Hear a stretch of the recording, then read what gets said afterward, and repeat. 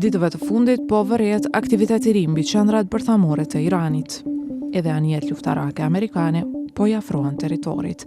Ndërkohë, Irani është ende i tronditur nga protestat masive dhe shtypja që bëri shteti, që kanë nxiti kritika ndërkombëtare. E gjithë kjo nuk kupton se tensionet janë të larta, teksa zyrtarët iranian dhe ata amerikan po përgatiten për të takuar më gjatë shkurt. Presidenti amerikan Donald Trump tha se bisedimet diplomatike vetë janë në zhvillim e sipër dhe se shumë gjëra varen nga rezultati. Right now we're talking to them, we're talking to Iran, and if we could work something out that'd be great, and if we can't, probably bad things would happen. Trump vetë se i ka nisur paralajmërim të fuqishëm Iranit duke dërguar anije luftarake në lindja të mesme në fund të janarit.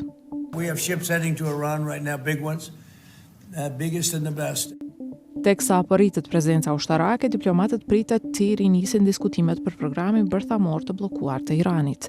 Pas sulmeve amerikane në qendrat bërthamore iraniane në Natanz, Fordo dhe Isfahan, në qershor të vitit 2025, Irani pretendoi se ndali procesin e pasurimit të uraniumit. Mirëpo në imazhet e fundit satelitore, duket se janë krijuar qaticë reja në dy qendra, duke rritur dilemat për aktivitetin bërthamor të Iranit. Open source satellite imagery is suggesting that the Iranians may be beginning to clear the entrances to the tunnels with a view to going down there.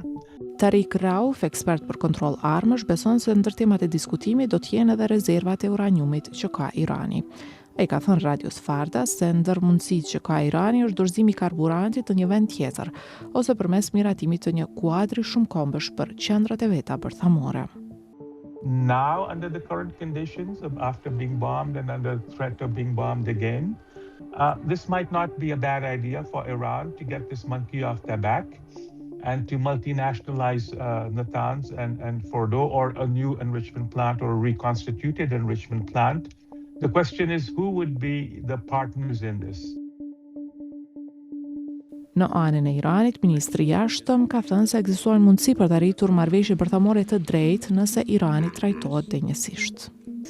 ما آماده دیپلماسی هستیم ولی باید بدانند که دیپلماسی با تهدید، با ارعاب، با فشار همخوانی نداره. دیپلماسی مرام خودش رو داره.